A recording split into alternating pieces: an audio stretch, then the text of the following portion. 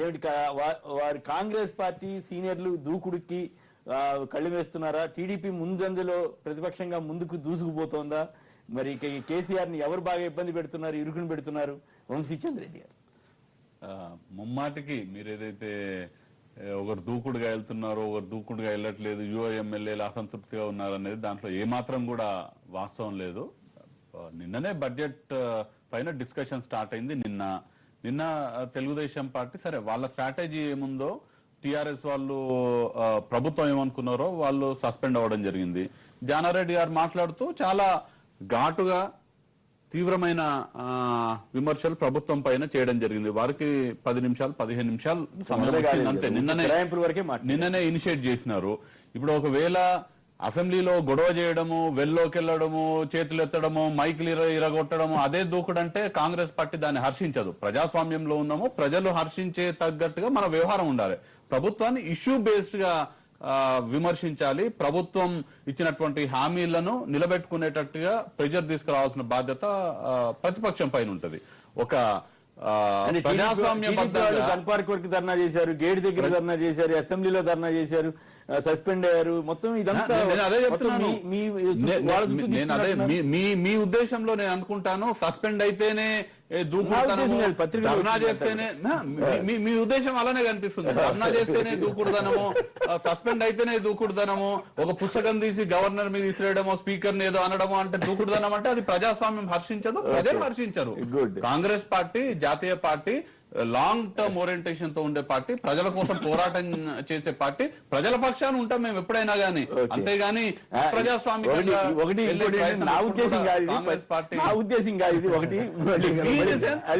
వ్యక్తిగతంగా అనట్లేదు. పత్రికల్లో ఎవరిని ఉద్దేశించి అయితే టీడీపీ వైఖరి ఇప్పుడు రైతు ప్రయోజనాలకు ఆశించినట్లుగానే ఉందా?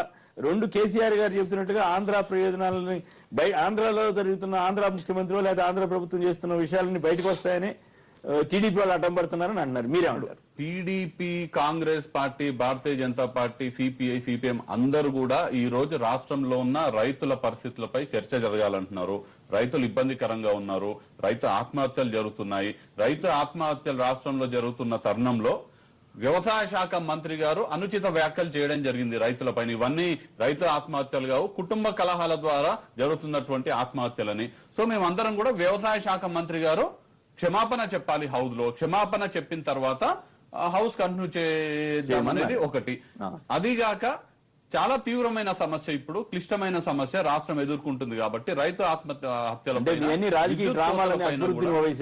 ఎవరన్నారు? అక్బరుద్దీన్ ఓవైసీ చెప్పిందల్లా వేదం కాదు కదా, అది వారి వ్యక్తిగత అభిప్రాయం. దాని మీద మన కాంగ్రెస్ పార్టీ సభ్యులందరూ జానారెడ్డి గారు మాట్లాడినారు. ఇది సరైన పద్ధతి చెప్పడం జరిగింది. ఈ రోజు అక్బరుద్దీన్ ఓవైసీ గారి స్టాండ్, టిఆర్ఎస్ స్టాండ్ చూసుకుంటే రెండు కూడా సిమిలర్ స్టాండ్ గా మనకు నిన్న అసెంబ్లీలో స్పష్టంగా కనిపించింది. ఇంకా నేను గతంలో ఎప్పుడు అసెంబ్లీలో లేను కానీ మిగతా శాసనసభ్యులు చెప్పేదంటే మొదటిసారి ఒక ప్రతిపక్ష పార్టీకి సంబంధించిన శాసనసభ్యుడు మీ ఇంకొక ప్రతిపక్ష పార్టీ శాసనసభ్యులు సస్పెండ్ చేయాలని రికమెండ్ చేస్తే ప్రభుత్వం ఆ రికమెండేషన్ ద్వారా సస్పెన్షన్ కి తీర్మానం చేయడం నిన్న అసెంబ్లీలో మనం చూసాం. అక్బరుద్దీన్ ఓవైసీ జరుగుతూనే ఉంటాయండి, చాలా సార్లు డిమాండ్ చేస్తుంటారు. సో గొడవ చేసే వాళ్ళని సస్పెండ్ చేయండి. ఏదో మేమందరం కూడా రైతు సమస్యలను తీసుకోవాలని అసెంబ్లీలో రైతు సమస్యలు చర్చించాలి. నిన్న అంతా సీరియస్ ఇష్యూ రాలేదు. రైట్, అదొక మంచి పాయింట్. మీరు ఫైనల్ చెప్పండి, మీరు బాగా ఫోకస్ అయ్యారా, కాంగ్రెస్ బాగా ఫోకస్ అయిందా, టిఆర్ఎస్ ని ఎవరు డిఫెన్స్ లో పెట్టగలిగారు, అసలు డిఫెన్స్ లో పడిందా? ఇప్పుడు ప్రజలు డిసైడ్ ఇప్పుడు అంటే 5 ఏళ్ళు పడుతుంది కదా, ఈ లోపు మనం చర్చించి జనానికి కూడా అర్థమైతే చెప్పాలి కదా. జనాలకు తెలుస్తున్నది. ఇప్పుడు ఒకరు ఒకలాగా ఆశిస్తారు, ఒకరు ఒకలాగా ఆశిస్తారు. మీరు ఒకటి నచ్చొచ్చు, నేను ఒకటి నచ్చొచ్చు. ఫైనల్ గా ప్రజలకున్న సమస్యలని, రైతు సమస్యలని అసెంబ్లీలో ఎవరు ప్రస్తావించినారు అనేది ఇష్యూ. ఇప్పుడు నేను రోజు సస్పెండ్ అయ్యి నేను హౌస్ బయట ఉంటే ఏం లాభము?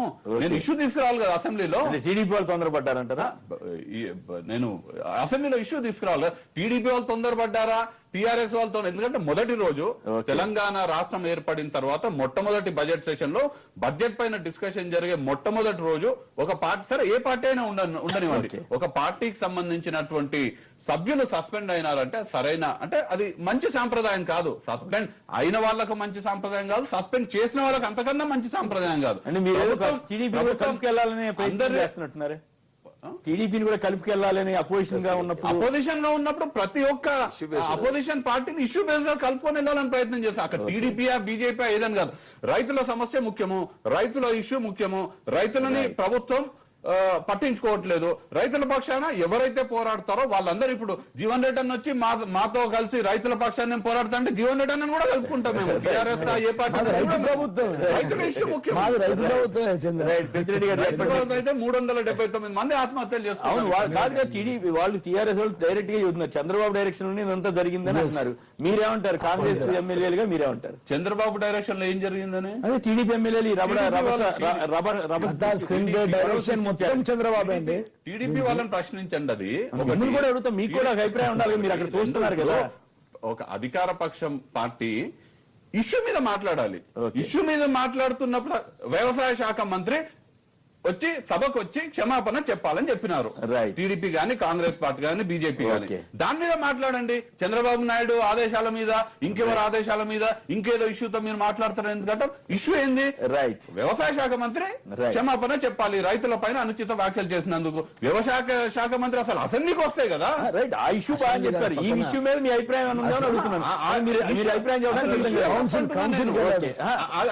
అలా వ్యవసాయ శాఖ మంత్రి కౌన్సిల్ లో ఉన్నారండి, ప్రస్తావించడమే తప్పు అంటున్నాను. రైట్, క్షమాపణ చెప్పొచ్చు. ఆదిలాబాద్ నుంచి ఒక లైన్ లో ఉన్నారు. హలో హలో, మీ పేరండి?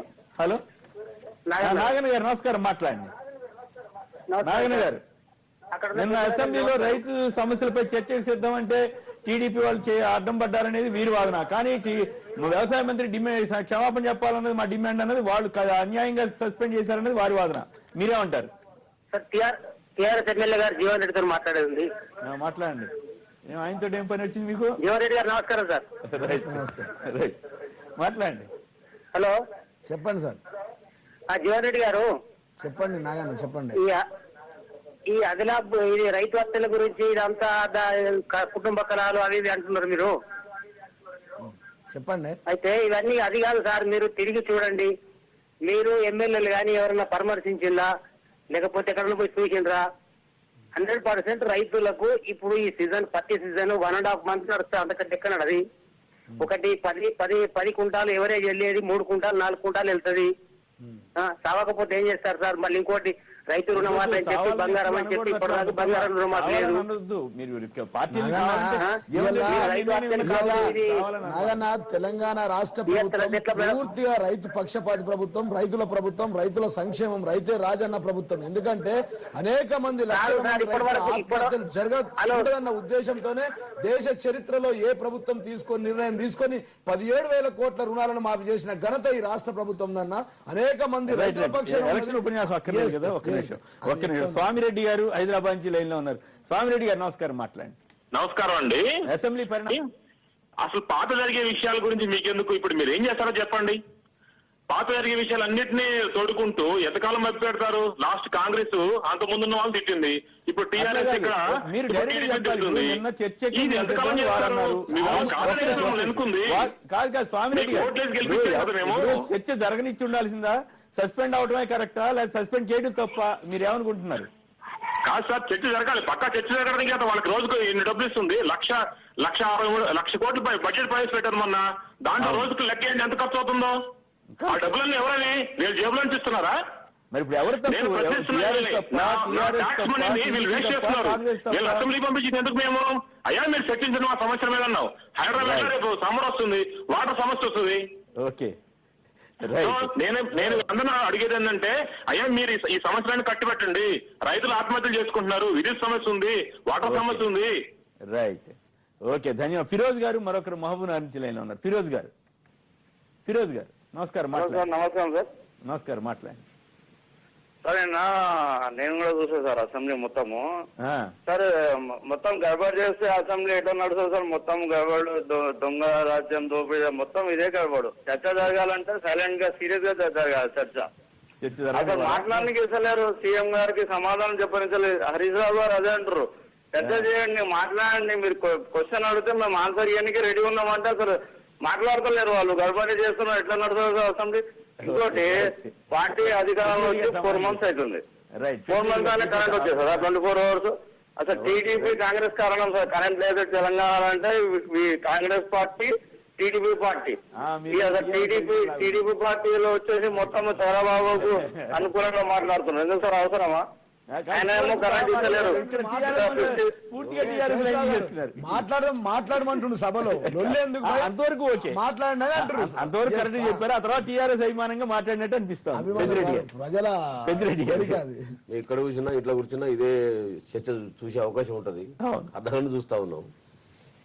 ఇప్పుడు మొదటి రోజు శాసనసభలో సాంప్రదాయాలు పాటించడం లేదా అనేది మనం చర్చించలేదు. ఇప్పుడు శాసనసభలు ఎప్పుడు కూడా ప్రతిపక్షాలు కానీ అధికార పక్షాలు కానీ శాసనసభలు ఇచ్చినటువంటి క్వశ్చన్స్ ఏదైతే ఉంటాయో వాటిన్నిటి కూడా స్పీకర్ యొక్క ఛాంబర్ లో లాటరీ విధానం ద్వారా తీస్తారు. ఇన్ని క్వశ్చన్స్ ఉన్నాయంటే లాటరీ విధానం ద్వారా తీస్తారు.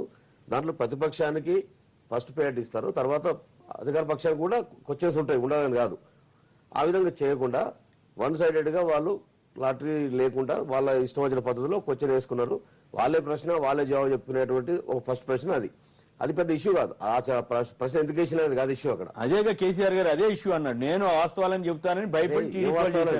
వాస్తవాలు ఏం చెప్పేది? అసెంబ్లీలో వాస్తవాలు చెప్పడానికి ఉందా? లేదు అఖిలపక్షం పెట్టుబడి చేత కాదు, రోజు టీవీ ముందర ప్రెస్ ముందర మాట్లాడడానికి వాస్తవాలు దాపరికాలే ఉన్నాయి.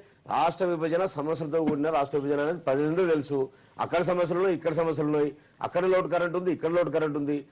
అలా కొనుగోలు చేసిన మనం కొనుగోలు చేయడానికి వెనక ముందు ఆడినాం. ఇది విషయం. ఆ వాస్తవాలు చెప్పుకోవడానికి ఏముంది? బట్టగాలు చెప్పేది చెప్పేది బట్టగాజు మీదేయడం కాదు సార్.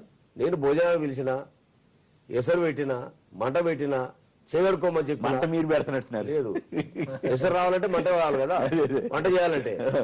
ఇంట్లో పోయి బియ్యం లేవు అని చెప్పేసి అని వచ్చిన వాళ్ళకు బియ్యం లేదని పక్కోడు కారణం అని చెప్పొద్దు కదా. పక్కోడు కూడా బియ్యం లేకపోతే వాడు కొనుకొచ్చుకొని బియ్యం వంట చేసి పెడుతున్నాడు. నువ్వు కొనుకొచ్చుకునే ప్రయత్నం చేయాలి, లేకపోతే అడకచ్చుకునే ప్రయత్నం చేయాలి. నువ్వు అడకచ్చుకునే ప్రయత్నం లేదు, కొనుకొచ్చుకునే ప్రయత్నం లేదు. మసలే ఎసరు చూపు పెట్టుకుంటూ నేను ఇలా పోస్తుంటే నీకు అన్నం పెడుతుంటే కానీ నా దగ్గర బియ్యం లేకపోయింది, బియ్యం లేడానికి ఆ ఇల్లు కారణం వీళ్ళు కారణం చెప్పొద్దండి. బాధ్యత తీసుకున్న తర్వాత వాళ్ళ ఆకలి తీర్చడం, టార్గెట్ చేసి వాళ్ళ ఆకలి తీర్చడం అనేది బాధ్యత తీసుకోవాలి ఒకటి. రెండవది, ఇంత మాట్లాడుకుంటున్నారు సార్, అంత బాధ్యత గల ప్రభుత్వము. సరే, ఏ కారణాల వల్ల ఆత్మహత్యలు జరిగినా ఆత్మహత్యల విషయంలో జరగకుండా చూడాల్సిన బాధ్యత ప్రభుత్వాన్ని, చేసుకోవద్దని చెప్పవలసిన భరోసా ఇవ్వాల్సిన బాధ్యత ప్రభుత్వాన్ని. మంత్రులు కానీ ఎమ్మెల్యేలు కానీ ఈ రోజు వరకు ఏ అధికారి కూడా ఏ ఒక్క కుటుంబం దగ్గర పోయి పరామర్శించిలా? ఇంట్లో కూర్చొని ఎట్లా చెప్తారండి వాళ్ళు?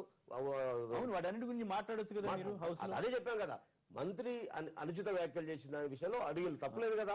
అంత బాధ్యత గల ప్రాణాలు పోతుంటే ఆ అనుచిత వ్యాఖ్యల విషయంలో ఒక కామెంట్ చేయమన్నారు, ఏమన్నా వేరే డిస్మిస్ చేయమని చెప్పి అనలే కదా. దాన్ని పెద్ద ఛాలెంజ్ గా ప్రభుత్వం తీసుకోవాలి. Okay, it is all right, దొరికి దాన్ని మేము వాపస్ తీసుకుంటున్నాం, అలా అనుండేది కాదు అని చెప్పి అంటే వాళ్ళు ఉందని పెరిగేది. ఆ తర్వాత సాఫీగా చర్చ జరిగేది. ఇష్యూ అంతా అక్కడే కదా జరిగేది, మిగిలినంతా అన్ని కామన్ గానే ఉన్నాయి. దాన్ని ప్రిస్టేజ్ తీసుకొని వాళ్ళు అడగడం ఏంటి, మేము చెప్పడం ఏంటి, మేము చెప్పేది కరెక్ట్, మా మంత్రి చెప్పేది కరెక్ట్ అని చెప్పారు. మీ వాదన కరెక్ట్ అయితే మీరు అడ్డం తగిలినట్లుగా సభను జరగనివ్వకపోవడం కరెక్ట్ అయితే మిగతా పక్షాలు కూడా అట్లాగే చేసి ఉన్నారు కదా. మీరు ఏకాకి అయిపోయారనేది ఒక విశ్లేషణ. కాకులు అంటే మీరు అన్నారు చంద్రబాబు నాయుడు గారి డైరెక్షన్ లో ఏమనలేదు కేసీఆర్ గారు, లేకపోతే అక్కడ పెట్టలేదని. అక్బర్ డైరెక్షన్ లో కేసీఆర్ పనిచేస్తున్నాడు, టీఆర్ఎస్ పనిచేస్తుంది. ఇవాళ ప్రజల డైరెక్షన్ లో పార్టీలు పనిచేస్తాయండి. కాంగ్రెస్ పార్టీ శాసనసభ్యులు వాళ్ళకు లౌకికంగా ఉన్న వాళ్ళు ప్రజల పక్షంలో ప్రజల మనోభావం చర్చ కరెంటు విషయంలో ఒక ప్రశ్నకు జవాబు చెప్పడం వల్ల చర్చ జరగదు. మేము షార్ట్ డిస్కషన్ చేయమన్నాం, దానికంటే సమయం ఇవ్వన్నాం, లేదన్నారు కదా.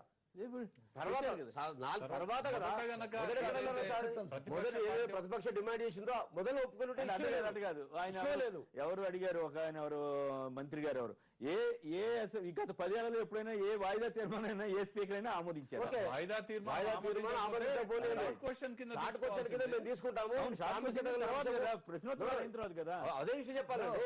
ఇది ప్రాముఖ్యత కలిగిన అంశము, దీనికి ప్రయారిటీ ఉంది. దీని విషయంలో మేము కూడా కన్సల్ట్ ఫీల్ అవుతా ఉన్నాము, ఎక్స్ప్లెయిన్ చేస్తా ఉన్నాము. మీకెంత బాధ మాకంత బాధ ఉంది. ఎస్, ఈ ప్రశ్నోత్తరాల తర్వాత షార్ట్ డిస్కషన్ తీసుకుంటామని ఒక మాట అని ఉంటే చర్చ లేదు, ఇష్యూ లేదు, సమస్య ఉండదు అక్కడ. అంతేనికైపోతా అంతే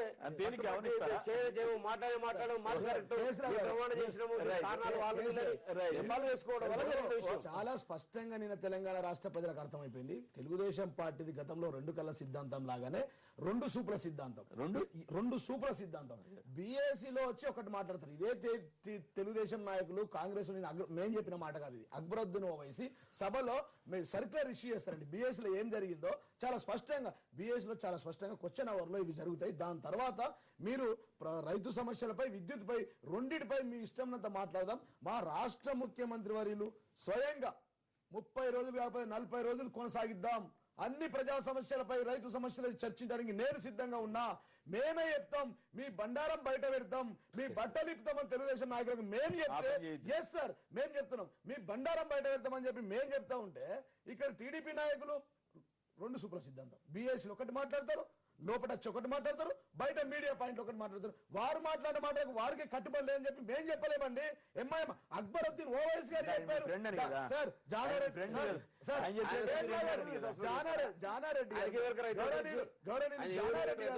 ఇక్కడ టీడీపీ దయాకర్ రావు గారు సార్, బీఎస్సీ లో అక్బరుద్దీన్ ఓవైసీ గారు సార్, బీజేపీ లక్ష్మణ్ గారు సార్, నేను కూడా ఉన్నా సార్ ఆ మీటింగ్ లో. సర్క్యులర్ ఇష్యూ అయింది సార్. ఇప్పుడు నేను ఇక్కడ టీవీ కూడా చెప్పడం కాదు, సర్క్యులర్ ఆ మాట కట్టుబడి లేకుండా ఆగమాగం చేసి మా బండారం ఏడ బయట పెడతారో, ఈ కరెంట్ కష్టాలు తెచ్చిందే మేము. ఈ కరెంట్ సోమవారం 4 నుంచి 6 గంటలు కాదు, మా రాష్ట్ర ముఖ్యమంత్రి చెప్పారు 4 నుంచి 6 కాదు, 6-10 గంటల దాకా సభను కొనసాగిస్తాం.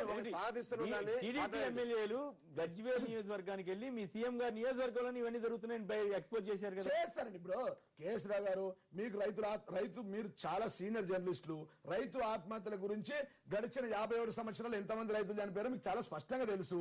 24,000 మంది రైతులను చంపేసిన పాపం వాళ్ళకి జరిగింది. మేము మా రాష్ట్ర ముఖ్యమంత్రులు ఆ ఆత్మహత్యలు కంటిన్యూ కావద్దనే గతంలో కాంగ్రెస్ టీడీపీల పాలనలో రైతులు అప్పుల పాలైతే 17,000 కోట్ల రూపాయలను రుణమాఫీ చేసిన ఘనత మా రాష్ట్ర ప్రభుత్వం సార్. ఏ అసెంబ్లీలో అయితే గత పాలకులైనటువంటి కాంగ్రెస్ టీడీపీ ముఖ్యమంత్రి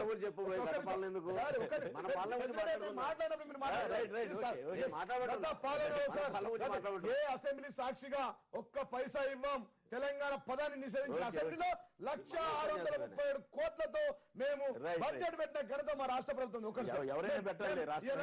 మేమేమంటాం సార్, కేసీఆర్ గారు చర్చ మాకు దాని మీద వద్దు, ఆ రైతు సమస్యల మీద వద్దంటే ప్రాబ్లం, కానీ చర్చిద్దామయ్యా, కూర్చుని మాట్లాడదామంటే ప్రజాస్వామ్యం.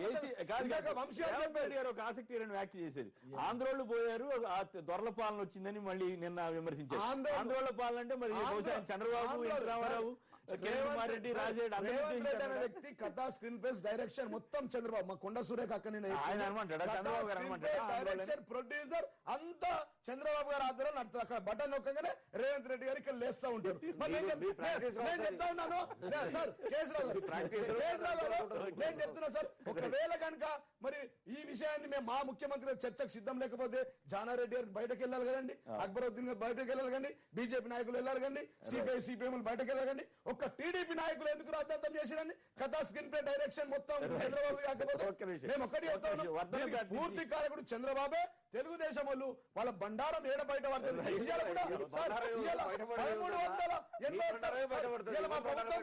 ఈనాడు మేం పేపర్ వచ్చింది, మా ప్రభుత్వం చాలా స్పష్టంగా చెప్పింది 1381 మిలియన్ యూనిట్లు మాకు రావాల్సిన దొంగతనం చేసుకోపోయారు. కరెంట్ చోరీ చేసింది సార్, తెలుగుదేశం పార్టీ కరెంట్ చోరీ చేసింది. రైట్, ఒక్క నిమిషం. వర్ధనపేట నుంచి ఒక లైన్ లో ఉన్నారు. హలో హలో నమస్కారం, మాట్లాడండి. హలో హలో మాట్లాడండి. మాట్లాడండి సార్, పెద్దిరెడ్డి గారిని ఒక విషయం అడుగుదాం అనుకుంటాను సార్. అడగండి, ఏదైనా పద్ధతిగా అడగండి. పద్ధతి ప్రకారం సార్, కేసీఆర్ గారు మంచి పనులు చేస్తుంటే చూసి ఓర్వలేక ఈ టీడీపీ వాళ్ళు వాకౌట్ చేసుకుంటారు సార్, వాళ్ళే చేసుకుంటారు సార్. ప్రభుత్వం చర్చ సిద్ధం ఉన్నప్పుడు వాళ్ళు ఓపిక పట్టాలి సార్. ఎట్టి పరిస్థితిలో కూడా మళ్ళీ వచ్చేసారి కూడా తెలుగుదేశం ఒక 2 సీట్లు గెలుస్తారు సార్. ఇది అది కేసీఆర్ వచ్చే ప్రభుత్వం ఎలక్షన్ మంచిగా ఇంకా టైం చాలా నీ అది వాళ్ళ చంద్రబాబు డైరెక్షన్ చంద్రబాబు గారి డైరెక్షన్ లోనే వాళ్ళు నడుస్తారు సార్. ఏం లేదు, నువ్వు రైతు బిడ్డవో కాదు తెలియదు కానీ రైతుల ఆత్మహత్యలు జరిగిన దానిపైన ఒక మంత్రి బాధ్యత లేకుండా అది వాళ్ళ ఇంట్లో కళాలు పెట్టుకుని తిన్నరగా చచ్చిన అనే పద్ధతులు మాట్లాడిన దాన్ని నువ్వు సమర్థించదలుచుకుంటే దాన్ని మేము చేయలేదు. వక్రీకరించాయి. పెద్ద నువ్వు ఆ విధంగా రెడ్డి చెప్పదలుచుకుంటే గారు నేను వక్రీకరించాయి సార్. చెప్పని ఆ విధంగా నువ్వు భావించదలుచుకుంటే దానికి మేము చెప్పగలేదు ఏం లేదు. అదే నిజమైతే అదే కొనసాగాలని కోరుకుంటే కోరుకోండి. రైట్. రఫీ గారు నలుగురు నుంచి లేను. రఫీ గారు నమస్కారం, మాట్లాడు. Hello, right. ఏమంటారు? ఆంధ్రోళ్ళు పోయారు, దొరల పాలన వచ్చిందని టీడీపీ నేత రేవంత్ రెడ్డి గారు అంటున్నారు. మీరేమంటారు ఆంధ్ర మేధావుల ఫోరం కన్వీనర్ గా? ఒకటండి, దానికి నేను చూస్తున్నాను. సరే, గొడవ చేయమన్నారు లేదో తెలియదుగా, నేను I don't want comment. Revanth Reddy గారు కేసీఆర్ గారు బటన్ నొక్కితేనో అక్బరుద్దీన్ బటన్ నొక్కితేనో పని చేయరు కదా. ఆయన పార్టీ లైన్ ఉంటుంది. అందువలన ఐ డోంట్ వాంట్ ఎలా ఎవరి పార్టీ గురించి ఆడబట్టు. మెయిన్ ఇష్యూ ఏంటంటే ఎక్కడ ఎమోషన్స్ అక్కడ తీసుకోవడానికి. ఇంతకుముందు తెలంగాణ రాష్ట్రంతో కూడా ఇదే అసెంబ్లీ ఇదే విధంగా హరించింది కాంగ్రెస్ అధికారంలో ఉండగా. ఇప్పుడు తెలుగుదేశం పార్టీ మీరు అన్నట్టు ఒక దూకుడు విధానాన్ని ప్రదర్శిస్తుంది, కనపడతా ఉంది దాంట్లో, టు స్టీల్ ద షో. కానీ యాక్చువల్ పాయింట్ అంటే వసంత్ గారు చెప్పినట్టు ఆ ఒక్క విషయం ఏదైతే పోచారం శ్రీనివాసరెడ్డి గారు వచ్చి ఒక్క వివరణ ఇస్తే నేను సమస్య సద్దుమణిగేదండి. తెలుగుదేశం పార్టీ కూడా తాము, ఎందుకంటే ఎక్కువ కేసీఆర్ గారు కాన్సన్ట్రేషన్ చేసింది తెలుగుదేశం పార్టీ మీద, కాంగ్రెస్ పార్టీని పెద్ద ఇబ్బంది పెట్టలే. జానారెడ్డి గారు ఆయన బాగానే ఉన్నట్టున్నారు, ఈయన విమర్శించినా సరే. ఎవరిని? కాంగ్రెస్ అండ్ టీఆర్ఎస్ మధ్య ఒక మాట్లాడడం జరగట్లేదు. కేసీఆర్ గారు మెయిన్ కాన్సన్ట్రేషన్ చేసేది తెలుగుదేశం పార్టీ మీద. అందువల్ల వాళ్ళ ఎగ్జిస్టెన్స్ కోసం తప్పనిసరిగా చేయాల్సింది కనపడతా ఉంది దూకుడు అనేది. ఎవరిది? TDP existence. ఎవరిది? టీడీపీ వాళ్ళు. టీడీపీ ఎగ్జిస్టెన్స్ కే ప్రమాదం వచ్చే సందర్భంలో అని అనుకుని వాళ్ళు చేసినట్టు కనపడుతుందండి. ఎందుకంటే కేసీఆర్ కాన్సన్ట్రేషన్ తెలుగుదేశం మీద ఉంది. అందువల్ల ఉన్నదానికంటే 30% 40% కొంచెం ఎక్సెస్ గా కొంచెం దూకుడుగా ప్రవర్తిస్తే. ఆర్ కృష్ణ గారు లేరేంటి వీళ్ళలో? 10 మంది సస్పెండ్ అయ్యారు, ఒక ఆయన ఎవరు, ముగ్గురేమో పార్టీ మారిపోయారు అనుకోండి, ఒకళ్ళేమో అమెరికా వెళ్ళినట్టున్నారు. ఆర్ కృష్ణ గారు మరి సీనియర్. నేను ఆర్ కృష్ణ గారు సభలోకి వచ్చినా సరే వాళ్ళతో కలిసి వెళ్ళకపోవడం కానీ, లేదా పోడియంలోకి వెళ్తే సస్పెండ్ అయ్యే అవకాశం ఉందని చెప్పి ముందే వెళ్ళిపోతాం కానీ చెప్తున్న సందర్భంలో మనం చూస్తున్నాం. ఎలక్షన్ అయిన కాంచి కూడా ఆయన అంటి అమ్ముంటున్నట్టున్నారు. అఖిల భారత బీసీ సంఘాల అధ్యక్షులు కూడా తర్వాత ఎన్నికై కొంచెం దూరంగా మసులుతున్నారు. అది వాళ్ళ పార్టీ అంతర్గత. పెద్దిరెడ్డి గారు దీని మీద మీకేమన్నా మీ దృష్టికి ఏమైనా వచ్చిందా? నాకు అంటే 10 మంది ఎమ్మెల్యేలు ఆర్ కృష్ణ గారి పేరు ఉన్నట్లేదు కదా. అది చర్చించుకోవాల్సినంత పెద్ద అంశం కాదండి. కాదు, మీకు ఒక ఎమ్మెల్యే కాదు, 10 మంది ఎమ్మెల్యేలు పోరాటం మాట వస్తే దాన్ని చర్చించుకుంటే 10 మంది ఎమ్మెల్యేలు కడుపులు ప్లేసినా ఆయన ముందు బయట పోయినా దానికి సస్పెండ్ మా ఎమ్మెల్యే ఎమ్మెల్యేని మీరు టీఆర్ఎస్ వాళ్ళు వ్యాఖ్యలు చేసిన మంత్రి బాధ్యతల మంత్రి అల్లుపట్టాలి ఏమనాలి. ఆయన వేరే పార్టీ మారిపోతున్నాడు కనుక ఆయన కౌన్సిల్ లో సార్. ఇప్పుడు అడిగిన మాట చాలా స్పష్టంగా ఉంది. అది ఇంటెన్సివ్ గా ఆ టైంలో ఎమోషన్స్ తోటి వాళ్ళు సస్పెండ్ చేస్తారని ఆయన ఎక్స్పెక్ట్ చేసి ఉండకపోవచ్చు. అట్లా జరుగుతుంది కానీ దానికి ప్రత్యేకమైన దాన్ని చేస్తుంది. అర్థం కాలేదు, అందుకని వివరణ అర్థం కాదు విషయం కాదు, మీకు అర్థమైంది. నాకేమర్థమైంది మీకేం లేదు, అది పెద్ద చర్చనీయాంశం కాదు. సభ్యుల చర్చ లేదు, పత్రికల చర్చ లేదు, టీవీలో చర్చ లేదు. నేను అడగకూడదని మీరు అడగొచ్చు, మీరు అడగకూడదు అడ్డం పడలేదు చెప్తా ఉన్నాను.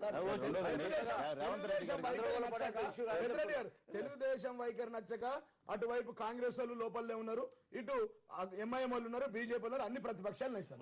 కానీ సొంత పార్టీ కృష్ణ కూడా ఆ సందర్భంలో కూడా కంపల్సరీ మాట్లాడాల్సిన విషయం ఉంది. ఎందుకంటే ఆ తెలుగుదేశం పార్టీ వైఖరి నచ్చక కృష్ణ గారు ఆ మాట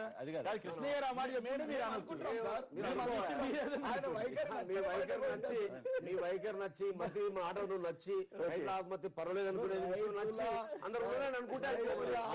నచ్చలేదు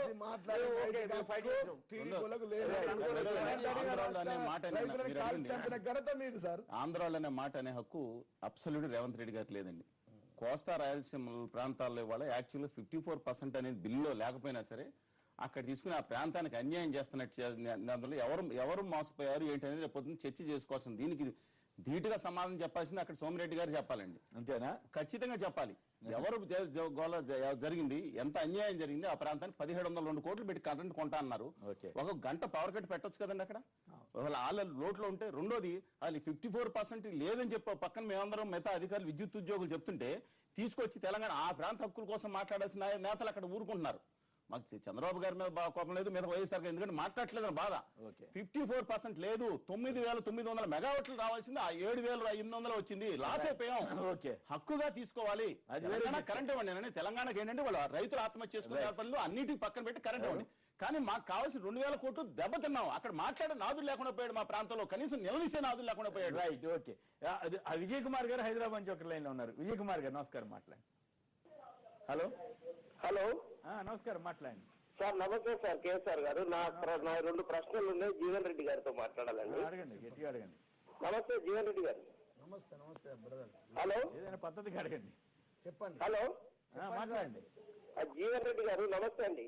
నమస్తే, చెప్పండి బ్రదర్. ఇప్పుడు 2 అంశాలు ఉన్నాయండి. చెప్పండి. ఒకటి, మీకు ప్రభుత్వం ఏర్పాటు చేయకముందుకే రాష్ట్రంలో విద్యుత్ సమస్య ఏ విధంగా వస్తుంది అనేది పూర్తి అవగాహన ఉంది. ఎస్.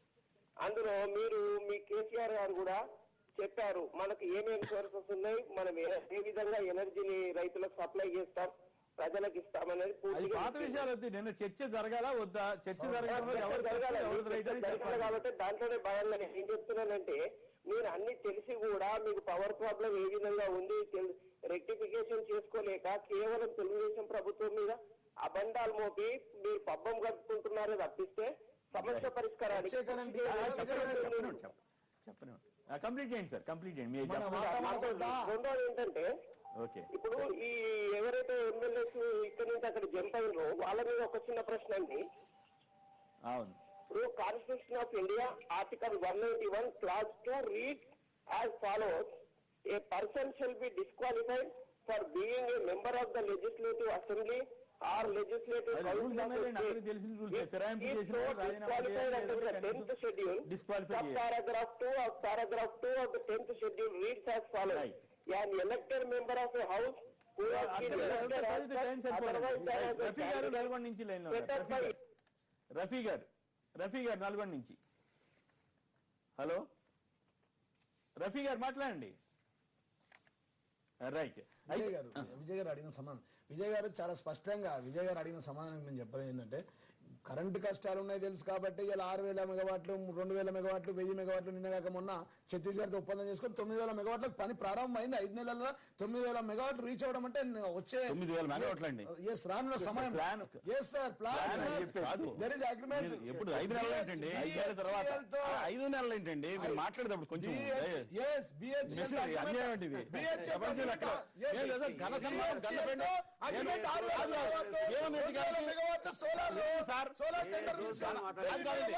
ఛత్తీస్గఢ్ తో మాట్లాడుకున్నాం. మీకు గండపెండారం గజారోహణం ధవళ వస్తు పోకుండా 100 సార్లు చేస్తాం. నిజం కాదు కానీ అయితే జానారెడ్డి గారు మాట్లాడింది అసెంబ్లీలో, మిత్రులు ఫోన్ లో విజయ్ మాట్లాడారు కరెక్టే. పార్టీ ఫిరాయింపులు మాట్లాడే నైతికకు వీళ్ళకి ఎక్కడదండి.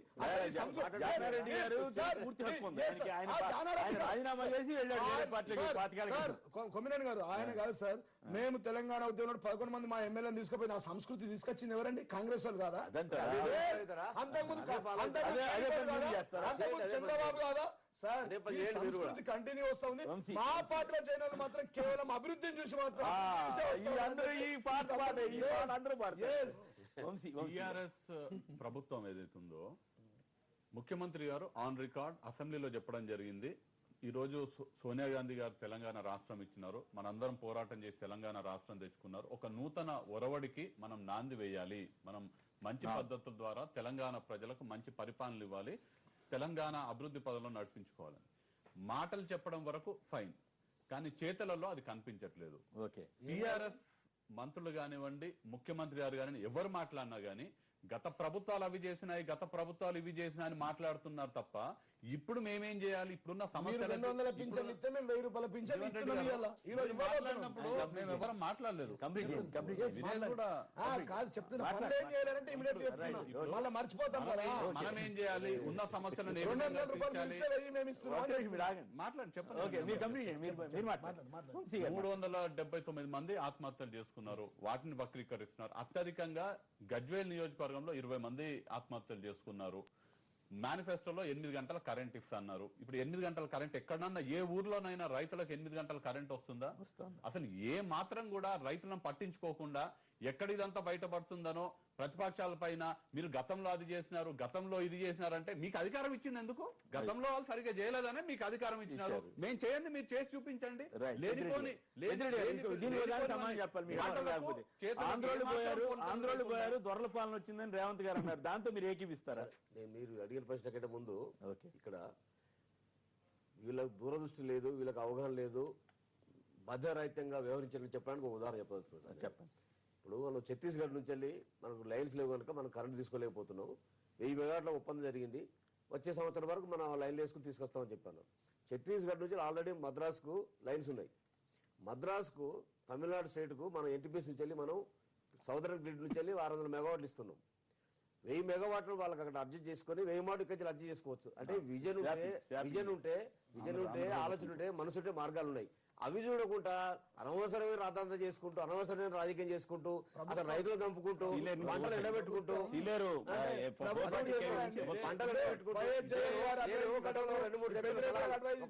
పరిస్థితులు కేసీఆర్ గారు లేరు.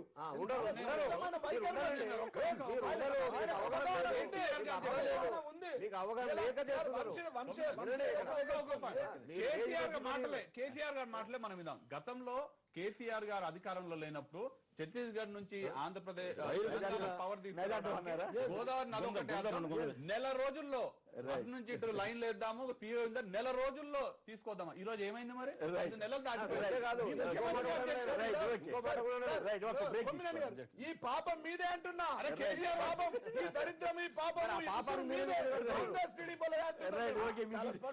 స్టాండర్డ్ డైలాగ్ దొరికింది. దీన్ని పెట్టి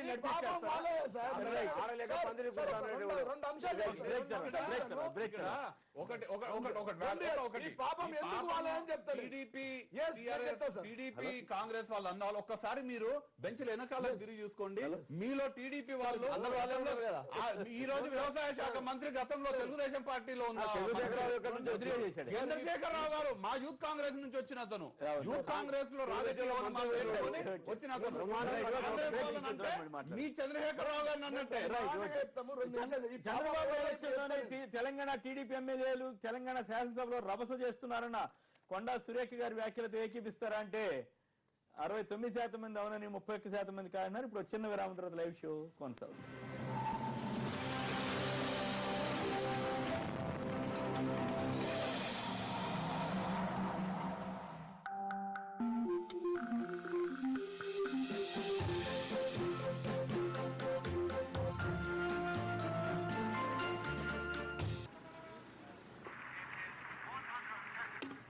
మీరందరూ ప్రపంచమంతటా ఎంత ఆదర్శంగా నిలిచారు. ఎంతో తెలివిగా చెత్త అక్కడే పారేశారు. వా! ఇక సుజాత ఆంటీ చెత్తా చెదారం ఎంత బాగా పారేస్తుంది. ఒలింపిక్స్ లో షార్ట్ పుట్ గుండు విసిరే వారు కూడా సిగ్గుపడిపోతారు. మరి ఇటు చూడండి, లక్ష్మీవదని గారి పరిశుభ్రత ఊరూరా ప్రసిద్ధి చెందింది. మన రాజన్న దానికి ఏది ఇష్టమైతే అది చేస్తాడు. ఎక్కడ పడితే అక్కడ మూత్రం పోస్తాడు.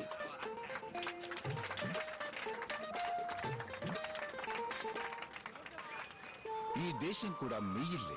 ఎందుకు దాన్ని మురికిగా చేస్తారు? కాస్తంత సిగ్గుపడండి, ఆలోచనని పరిశుభ్రపరచుకోండి.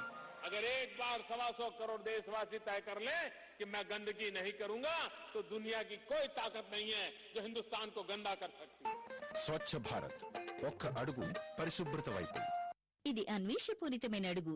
సెన్సోడైన్ రిపేర్ అండ్ ప్రొటెక్ట్ నిజంగా దంతంలోని సెన్సిటివ్ భాగాన్ని రిపేర్ చేయగలదు. ఇది టెక్నాలజీ పరంగా అధునాతనమైన toothpaste. Sensodyne repair and protect సహజ దంతం వంటి రక్షణ పొరను ఏర్పరుస్తుంది. అంటే అది దంతంలోని సెన్సిటివ్ ప్రదేశాన్ని రిపేర్ చేస్తుంది. నేను సెన్సోడైన్ రిపేర్ అండ్ ప్రొటెక్ట్ ని సిఫార్సు చేస్తాను.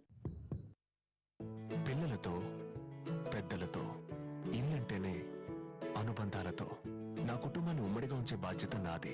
మరి నా ఇంటిని గట్టిగా ఉంచే బాధ్యత భారతీయ సిమెంట్దే. Superior quality guaranteed.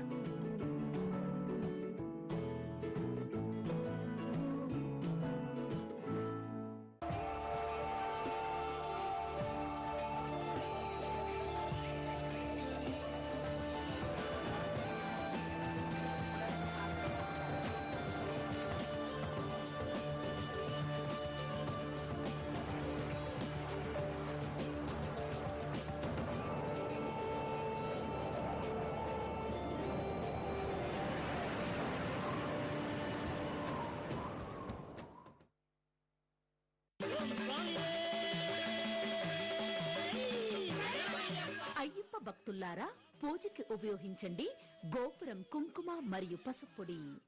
నేను ఒక అమ్మాయిని ప్రేమించాలంటే దానికి 100 కోట్ల ఆస్తేనే ఉండాలి. మా వాళ్ళే గల ఇప్పుడు వచ్చి నవ్విస్తుందంట చిన్నారి పెళ్లి కూతురు.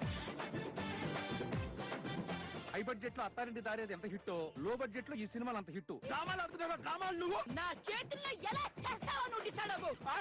నిన్ను నాకు గనుక తెలిస్తే ఏం చేస్తే సరైందో అని అప్పుడు నా లైఫ్ అవుతుంది కాన్ఫిడెంట్ గా. అంచేతనే నేను వాడతాను కొత్త వి వాష్ ప్లస్. దీని లాక్టిక్ యాసిడ్ ఫార్ములా ఐడియల్ అయిన 3.5 pH లెవెల్ ని మెయింటైన్ చేస్తుంది. ఇంకా ఇరిటేషన్, ఇచ్చింగ్నెస్ మరియు డ్రైనెస్ ను నిరోధిస్తుంది. దీన్ని సాధారణమైన సబ్బు లేదా నీళ్లు చేయలేవు. నా డైలీ కంఫర్ట్, డైలీ కాన్ఫిడెన్స్ కై వి వాష్ ప్లస్.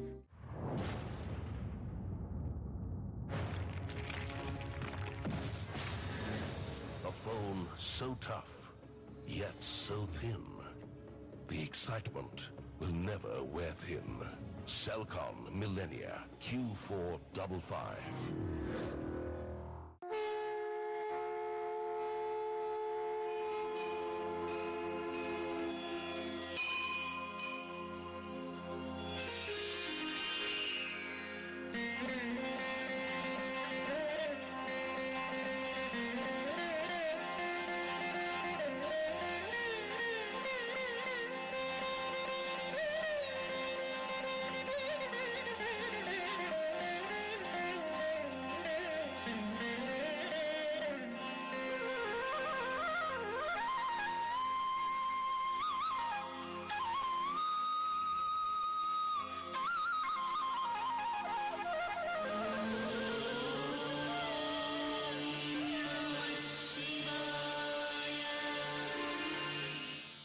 భక్తి టీవీ కోటి దీపోత్సవం పవర్ బై మహా సిమెంట్. మహాబలం మహావిలువ మహాసిమెంట్ సమర్పిస్తున్న వారు ప్రత్యంగిరా ఉపాసకరత్న బ్రహ్మశ్రీ వైవి శాస్త్రి. శ్రీ సాయి పూజా సామాగ్రి సికింద్రాబాద్. సహ సమర్పిస్తున్న వారు సర్వదేవ సన్నిధి సురేంద్రపురి కుందా సత్యనారాయణ కళాధామం యాదగిరిగుట్ట వద్ద.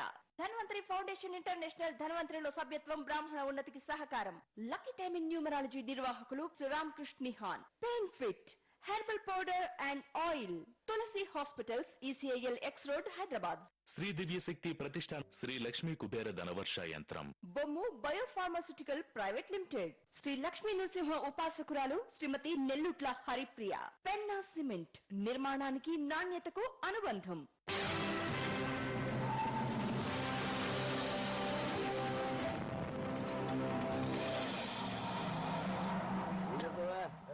లైవ్ షోకి తిరిగి స్వాగతం. చంద్రబాబు డైరెక్షన్ లోనే తెలంగాణ టీడీపీ ఎమ్మెల్యేలు తెలంగాణ శాసనసభలో రభస చేస్తున్నారన్న కొండా సురేఖ గారి వ్యాఖ్యలతో ఏకీపిస్తారా అంటే 66% మంది అవునని 34% మంది కాదన్నారు. ఇక పెద్దిరెడ్డి గారు చెప్పండి, ఇంతకీ ఆంధ్రోళ పాలన, దొరల పాలన ఏది వాస్తవం, ఏది అవాస్తవం? టీడీపీ పార్టీ అది ఉపనాయకుడు వ్యాఖ్యల మీద మీరేమంటారు? కంటిన్యూషన్ లో ఫ్లో లో గతంలో వాళ్ళు సర్కాస్టిక్ గా టీఆర్ఎస్ ఎప్పుడు మాట్లాడిన మాటలను గుర్తు చేసిన ఆయన, కానీ ఆయన ఇంటెన్షన్ కాదు అది. ఆయన ఇంటెన్షన్ కాదు. ఆయన ఊరికి పదే మాట్లాడే మాటల్లో స్వయంగా విన్నాను సార్, టీవీలో లైవ్ లో వచ్చింది. ఆందోళన పాలన పోయింది ఆయన అభిప్రాయం. మీరు ఆ విధంగా అని అని అని అన్నారు. ఆఖరికి వచ్చింది ఏందా మిగిలింది? దొరలపాలన వచ్చింది. మీరు దొరతనం పోగొండ పోతున్నారు. సత్యవులని సత్య మనిషి పిలవబడుతుంది. ఆందోళన పాలన చంద్రబాబు గారి తగులుతుంది కదా ఫస్ట్. అది నా ప్రశ్న. ఇప్పుడు అది కాంటెస్ట్ కాదు సార్. అది ఆంధ్రపాలన ఇక్కడ అనేది ప్రత్యేకం లేదు కదా. ఆంధ్రప్రదేశ్ రాష్ట్రంగా ఉన్నప్పుడు అందరూ పరిపాలించింది. మీకేం అర్థమైంది?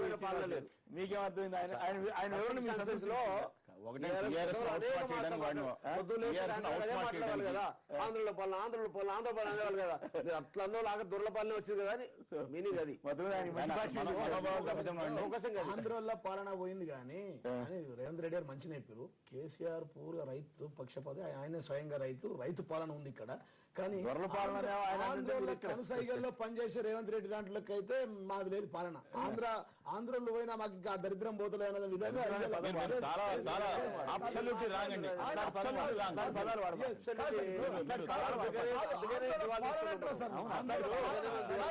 ఆంధ్రలో పాలన కాదు. రేవంత్ రెడ్డి ఆంధ్రలో పాలన గురించి అంటారు సార్. నేను ఆంధ్రలో పాలన పోయిందంటే ఆ పాలన పోయినా కానీ ఆయన కనసాయిలో పనిచేసే రేవంత్ రెడ్డి ఉన్నాడు కదా, ఆ దరిద్రం అంటున్నాను సార్ నేను.